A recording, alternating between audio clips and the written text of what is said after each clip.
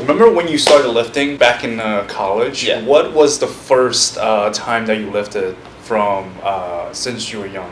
When was the first time? Well, actually, if we're gonna go back to when I first started lifting, it was a pretty funny story. So, I think growing up, like most introverted Asians, we started playing a lot of video games. Uh-huh. And the game that I was obsessed with during that time was Let me guess. League.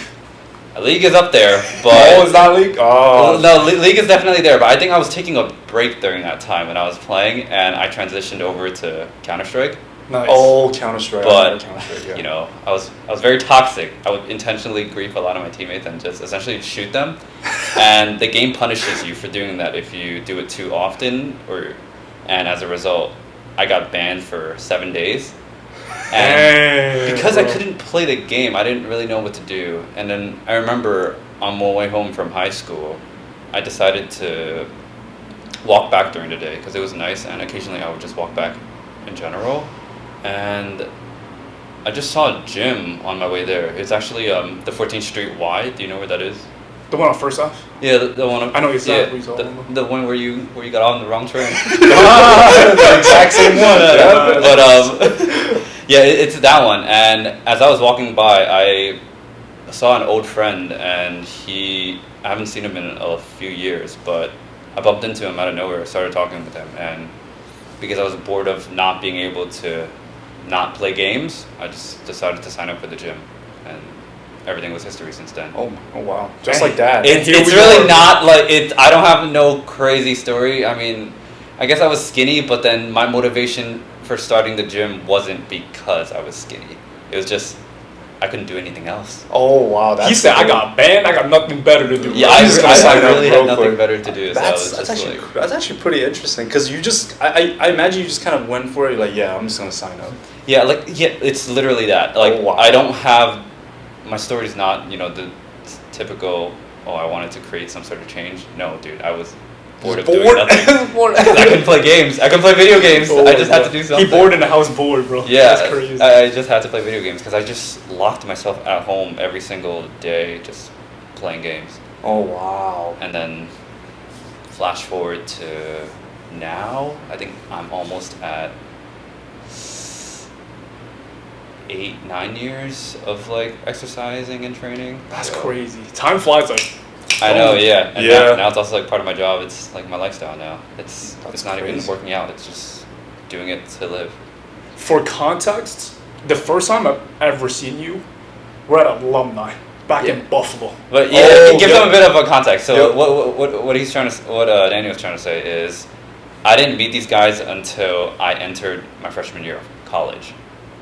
Facts. So All I remember was I was going in for a squat day. I think it was like a heavy squat day or something. Got to my squat rack, and at alumni, it's like the rinks. Yeah. It's like eight squat racks in the middle of the gym. Yep. All I see is just some Asian dude right across from me with an SPD belt, SPD sleeves. I'm like, yeah, this guy definitely powerlifts, bro. Like, no one else got SPD stuff unless you powerlift in the gym, bro. You can tell, yeah. You can tell. Yeah. It's actually really crazy you say that because I was doing powerlifting training at my original gym back when I was still training at the 14th Street Y. Yeah. But I didn't have any equipment during the time. I was Wow. just doing everything like raw because Wow. I just did barbell squatting, barbell benching, and barbell deadlifting. I don't even think I knew about the concept of competing until I actually got to Buffalo. 'Cause Really? Yeah, I bought my knee Oh, sleeves no and way. belt in Buff during my freshman Oh. year. So like when you saw me, I was probably still breaking that shit in. It was like, Oh wow. Mind you, it's a commitment to get an SP. You know how much that should cost? How much is it? $250 $250 for the belt? just for the belt. probably bro. 300 now with inflation. God damn. And as like a freshman in college, to invest in a belt, it's a big deal, bro.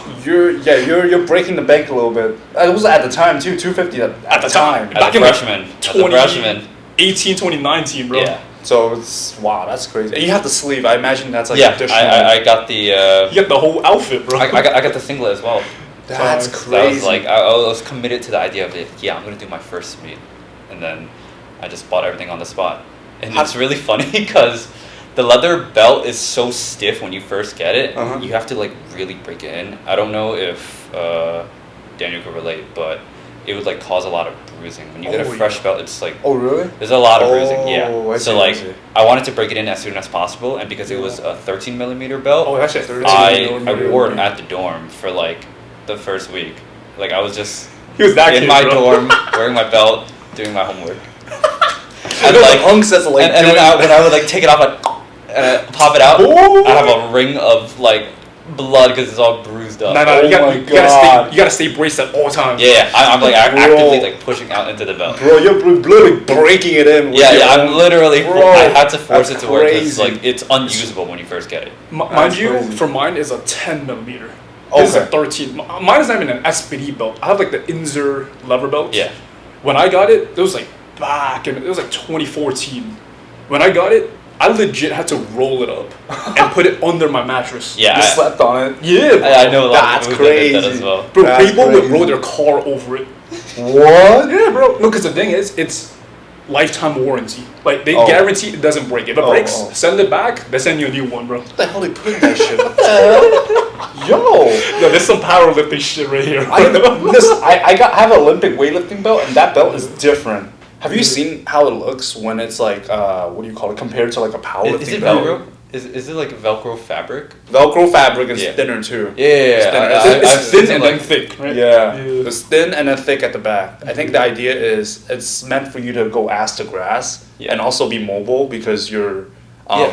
you know, doing 3 movements. you Yeah, know, it's like yeah. So the biggest difference with the powerlifting belt and weightlifting belt is with powerlifting you want compression, you want Okay. rigidity, Ah, I see. so you can keep your ribs kind of stacked over. You don't want that spine to maintain as quote unquote neutral as possible. Oh, Whereas with I see. weightlifting belt, you bias more extension. Your ribs are gonna flare out. You're gonna have that lower back extend in a bit more, so you can get into that bottom position when you go into the clean and when you go into the snatch. There's so much mobility that goes into Olympic weightlifting. It's like Yeah. insane. I can see how the belt. It's like it complements like all these crazy movement that needs to happen. So I guess the powerlifting belt, you're not over the ribs, but you're just slightly under it. You said it's like slightly under the ribs. It's essentially the goal with powerlifting is you want to create diaphragmatic rigidity. So Uh-huh. like everything from the front to the back wrapping around, it Uh-huh. wants to be tight and Uh-huh. it wants to be very tense. Ah. The reason why the belt is so stiff is so that you can actually push into it, so it prevents movement, and that expansion that happens from that diaphragm allows Mhm. for you to actually create abdominal pressure. Yeah, yeah. That's so yeah.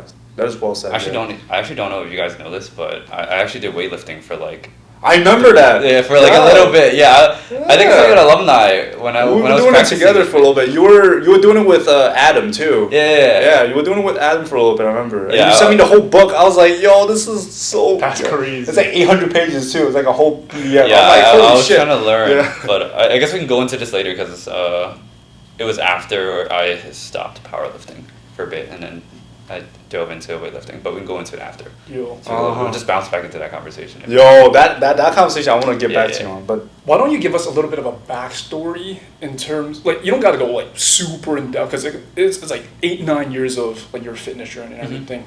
So you started back in high school, you said, right? Yeah. What year was that? Was that like junior, senior year? I want to say my second year. So of like high sophomore school. year. Yeah, around a sophomore. sophomore. So you're like 14, Ah. 15, right? Wait, was that for? Let me think. That was probably around 16, or maybe like junior year. I was Junior junior, year. junior Okay, year. okay. Probably makes Gotcha. more sense. Junior to senior for sure. Yo. So you started lifting 16 years old, Yeah. and then you got like into powerlifting, right? And obviously, during that age, you're a teenager. You're still trying to figure yourself out. You're trying to learn more about yourself. You're trying to see what your hobbies are, what your hobbies aren't. Yeah. And I felt like this is just my perspective. You can correct me if I'm wrong, but based off of what I've known about you for the last few years, you seem to be someone that when you're interested in something, like you go all in with it. Yeah. Yeah. Powerlifting, Yeah. video, photography, content creation, whatever the case may be. Maybe walk us through a little bit of that mindset when it started with the powerlifting, and then how it kind of trickled into everything that you do nowadays. Because that was what 8-9 years ago. Talk to us a little bit about that journey from the powerlifting and then where you are right now. Actually, before the powerlifting, I'm gonna go a bit further back because it'll explain why I do things the way I do. Yo. So, high school was definitely my most experimental phase because I don't know if you guys feel the same, but when you're in elementary school, middle school, even kindergarten and before, but I don't think anyone's gonna remember anything they did during that time. But after middle school, you go into this phase where you want to try and figure out who you are and what group you fit in.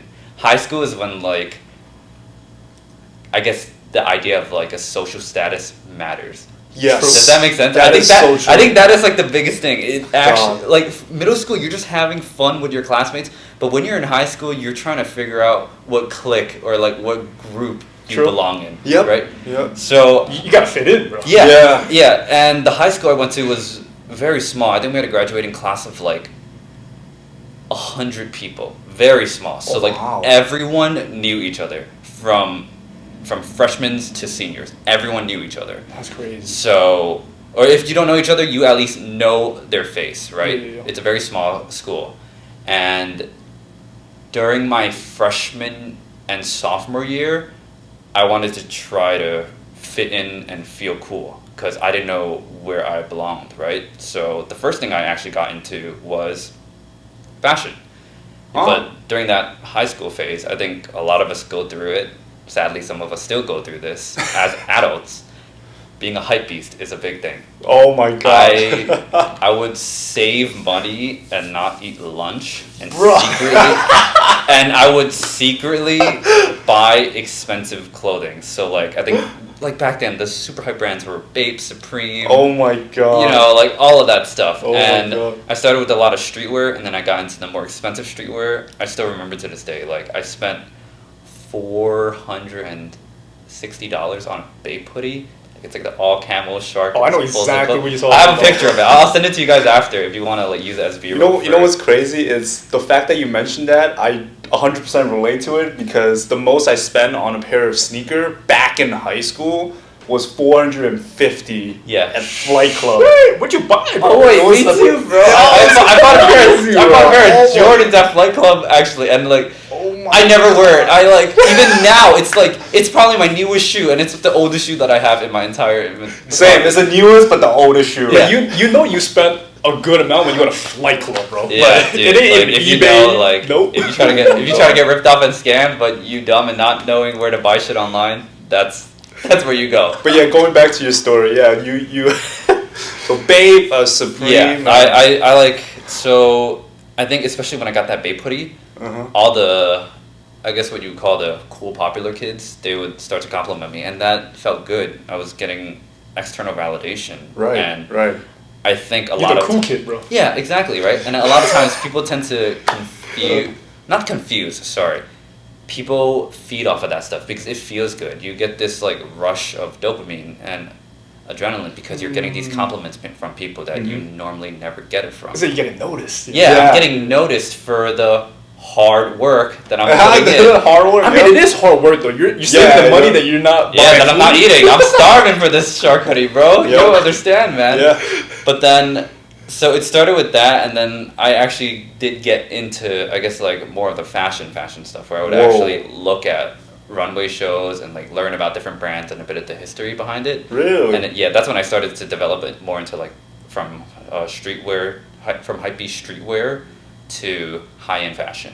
Wow. So I would like look Bro, this into makes a bit of sense that. now. Yeah. This is why you be putting the outfit of the days, Yeah, bro. yeah. That's when I started to like really mess around with my style. But that was more so towards like junior senior year, I hear you. and then after the after the fashion stuff, that's when I got into photography because I don't know if you guys know, but urban exploring was a huge thing during high school. Do you guys know what urban exploring is? Damn, do we slept on that? Like I don't remember that. I don't think that was. What is it? Yeah. Urban exploring is essentially like going to abandoned spots or like going on rooftops and Oh, like I've actually done that taking before. pictures. Oh, of you've all- done it. I don't think I've done it. Yeah, I it's don't think I've yeah. done So it. like urban Oh. exploring was another like really cool thing that a lot of people did. Like with going into photography. abandoned warehouses. And Yeah, yeah. That's like Oh. one example of it. It's like you're just doing. you're exploring an urban area, but it's like a low key gate kept thing because technically what you're doing isn't Is it legal? allowed. Trespassing. Yeah, you're basically trespassing and taking. Bro, I pictures. remember we would go to these locations,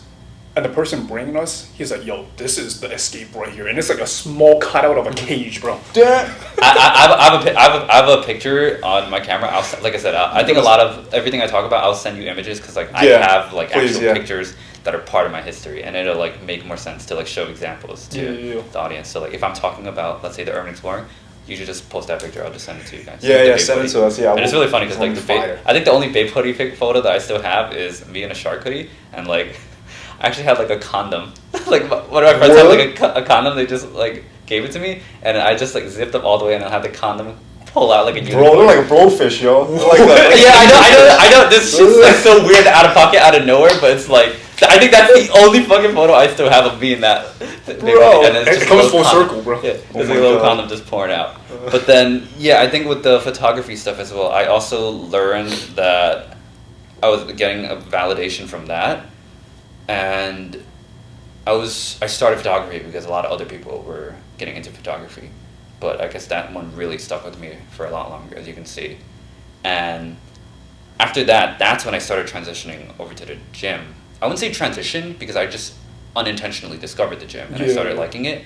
And what I noticed was the confidence I got from compliments that people were giving me versus the confidence I had instilled within myself from working out, I mean, just felt a lot better. Like my confidence felt more authentic because I wasn't I see. relying on external validation from classmates or people around me to tell me that I look good, or which made me feel good. Whereas when I work out and I lift a certain amount of weight and I see my physical appearance or my physique developing, I just naturally feel better about myself. Oh yeah. The compliments that people were starting to give me didn't matter as much, and I started to just focus and really fixate on the idea of getting stronger and just trying to get more jacked like any other person at the gym, honestly. Yeah. Self-development goes a long way. It's Yeah. it's so true, yeah. Yo. And I think like another thing was when I started working out, people just weren't really working out during that time. I don't know if you guys can agree with me, but I don't want to say working out is a trend, but I noticed towards the end of like 2017, 2018, more people just started going to the Oh, yeah. gym. Like out of nowhere, which was super random to me, but that's a great trend, if we can even call it that. to Especially follow. Asians. Yeah. Asians, yeah. A lot more Asians. Asians in the gym. Yeah. Dude, I swear like a lot of Asians growing up are just super introverted and quiet, and I think the gym is like one of the ways they really discover to how to be themselves and how to actually Yeah, I agree. recognize your worth, because if it weren't for the gym, I'm sure I would still be very insecure. Yo.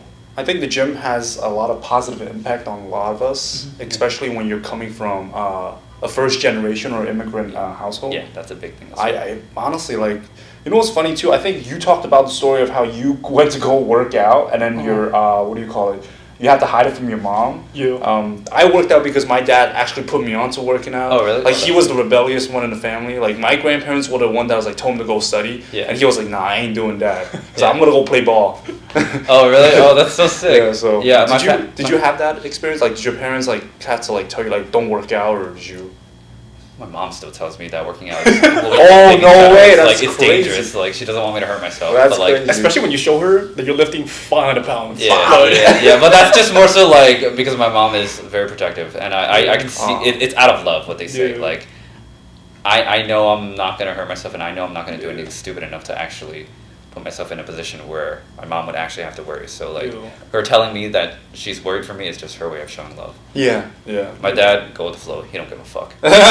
You might put him on. Isn't it? Yeah. Yeah, honestly, Yeah. I do want my parents to work out, but it's like it's such a big generational gap that it's hard for them to understand why work. They know exercising is good, but they don't know the principle of actually being consistent with working out. Yeah. And like resistance training and all of that stuff to prevent the body from like breaking down and just You know, maintaining it's good so true. stasis. There's so many ways of working out. Like, you don't even have to go to the gym to lift weights. Yo, my mom started doing Pilates. I'm like, bro, what? I'm like, Yeah, I Pilates money? can't imagine seeing a first generation mom just being like, ooh. Bro, she tells me there's this one guy that goes in the class, like, that works out with, like, all the females, Uh-huh. and then he would be like, every time that he goes in, like, the reformer machine, like, the reformer power screen. Bro, it's crazy. Yeah, he's They like, don't yeah. look easy, bro. They don't look easy. And she was like, yo, this guy was like sweating, shaking, like grunting, like all the above. And all the girls were just like kind of doing it with him. And it's like, Yeah. oh my God. So, Nah, that's crazy, bro. But then,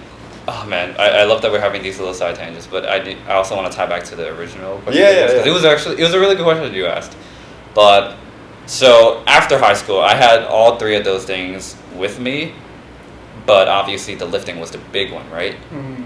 And then I also discovered powerlifting in the idea of, or in naturally in the sport of going to the gym, because I was always very skinny. I kind of accepted that I was skinny and small, like stature wise as a person. I am just a smaller build, and I learned that there was something called powerlifting during that time, where it was like you can lift as much weight as possible despite Oh. being small, and that idea really intrigued me because when I went to the gym, I didn't know what the hell I was doing. I just thought it was bodybuilding. Like Right. I thought that was all the gym was, right? right, yeah. And to add on top of that, I didn't even know muscle groups. I literally went for the first half year.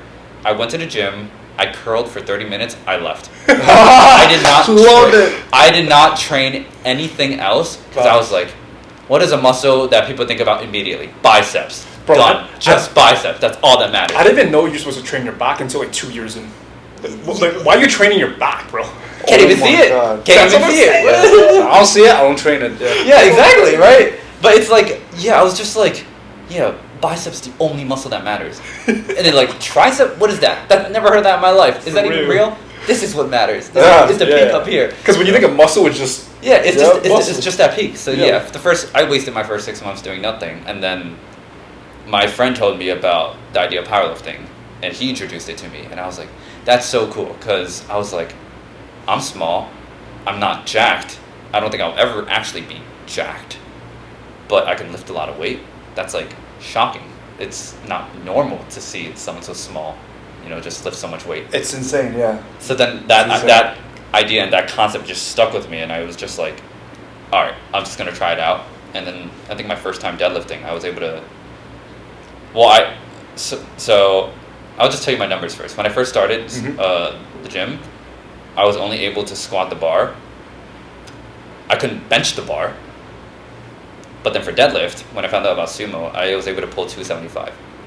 Wait, this is within the first. This is like learning about the definition of powerlifting. I was just That's I was just crazy. taught how to perform the lifts safely, Mhm. and then I think with conventional I fucking threw my back out with like 125, and then my friend was like, "Coach, try sumo," and he taught me sumo, and I picked up 275 for the first time. bro, I resonate heavy with you on that. So I was like, "Why the fuck would I do this one if I could do this one?" And That's- that was 100 pounds more. That's what I'm saying. Bro, the first time I ever deadlifted, it was like one plate. I'm like, bro, I'm strong. It's like the big boy plate. Yeah, it's it's the like big circle. It's the 45. big circle. But then I tried sumo, mad easy, bro. Yeah. Like, bro, 225, easy. 270, I'm like, what? So once I got the idea of, oh shit, this is something I'm pretty good at, it was like, yo, let's keep doing this. Yeah. And it's easy to progress every single week too. Yeah. And I think it's also like specific to our build, and like obviously we're able to get into that position a lot more comfortably. Yeah, yeah. Have you seen him deadlift? I have, Like, bro. looks- Bro, I remember Yeah, watching I- him at alumni. I was like, dude, how the hell does he do it? I don't powerlift anymore, but like No. deadlifting is still like my bread and butter. Like Uh-huh. Is it long arms? it's long, arms, it's long legs, like short my torso? ability to like just wedge in is just so seamless. Like Oh my I God, yeah. I was never able to, well, obviously when you see someone's technique, you want to try and like replicate it, even though Mhm. you're structurally built different. Differently, yeah. Yeah, it's like you can't replicate that, but then people always use me as like a reference to like what a Yeah. good sumo is, and I think that's super cool. Wow, the perfect technique. Yeah, despite not lifting, a billion pounds, it's just like you just know when something Yeah. looks right, Bro, it when he fits PRs, it looks effortless. Yeah. But it's a Damn. PR though. Yeah, Like, it's an yeah, you all-out put 5 pounds on, Yeah. that shit ain't breaking off the ground. My lifts will, the way I lift is, it'll either like fly up or it'll just not move at all. I That's feel just you. how it is. Oh. But then, yeah, so that's how I got into powerlifting. And then when COVID happened, you know, I just naturally started taking a break because none of the gyms were open. Mm-hmm. And when gyms started opening up again, I tried going back into it, and I was weaker objectively, you know, of course, 'cause Right, we haven't yeah. trained in so long. Yeah. But that took a huge mental hit on me, and I was also just not as engaged. Like I wasn't enjoying it as much. But I've been powerlifting for like what during that time, 2018. Like for like 4 years, I guess, like on and off. 4 I would years? say. Yeah. So like, I kind of had this little fall off with it, and you know, as you mentioned before, in your question, I'm someone who's very much passion driven in the work that I do. If I cannot find interest or love in performing something like even like powerlifting, I will just stop, because I like to give it my all when it comes to things that I get into. Right. Right. Like yeah. even during high school, I was doing my research with fashion. I was doing all of this photography. I was doing research on like the lenses, the bodies, and like where I can go shoot, trying to link up with other people to actually shoot. I'm like very into it. The way I get into something may be, you know, trends are a way to introduce a certain topic into your life. But if I actually enjoy it, which I guess fortunately I did, I like really learn my stuff and I make it a lifestyle, because I think that's the way you can fully embrace and appreciate the things that you are doing. And if I don't like doing something, I don't want to force myself to continue doing it unless it is a necessity to live. Yeah. And if everything that I'm technically doing is essentially a little hobby or a little section of my life, I'm more than happy to close the book whenever I feel like I need to move on as a human. So with powerlifting, did you lose interest with it? Did you like burn out from it, or was it like something like that didn't really matter to you anymore? It's definitely a mix of the first two you mentioned, because yeah, I stopped enjoying it because I think the biggest issue that I personally had with powerlifting was I was always trying to chase a PR. I mean, that's the whole point of the sport, right? Yeah. That's the whole point with most sports. It's just the desire to chase for a better personal record. Yep. To place higher on whatever standing you put yourself on. And I think COVID really taught me that I didn't have the heart or like the right mindset to continue grinding away at something when I couldn't achieve something that I felt like I initially had the passion for, if that makes sense. I think I worded that pretty poorly. Let me reword that. No, you're good. We get what you're trying to say here. Yeah, like I like getting stronger. I just probably don't like it enough to regain my composure and my strength from back then, pre-COVID, Yeah. and then strive for something more. I've resonated heavy with that, and the reason why I asked you is because I went through something similar. Like, we both were into powerlifting, like super into it. But you know you're into powerlifting when your entire Instagram is just training videos. Yeah. Oh yeah, that was your thing back then. Yeah, Oh, if huge. you actually like go to my Instagram and you scroll down, it's actually just a lifting blog. Yo. It's just like that's all it was. It was just like squat this weight times this rep Yup. at whatever RPE, Yup. bench, Every session, yup. Every session. That's it. Yeah. And you know someone's deep into it when they compete at the national competitions. I saw you compete at Nats. Yeah. Like, Let's actually go for it. Let's actually talk about what happened before that, my first meet, because you actually handled me during my first competition. Oh, yeah. way. bro, that was freshman. Yeah. That was your freshman It- year. it- Did you actually? it was- No way. Yeah, it was Yeah. my freshman. Yeah, it was my freshman year. That was in Um, Buffalo. Yeah. So like, I remember because like you were talking about seeing me in the SPD belt and like in the Nisus, like Yeah. yo, this kid powerlifts, and I was. Bro, we gotta put up that picture.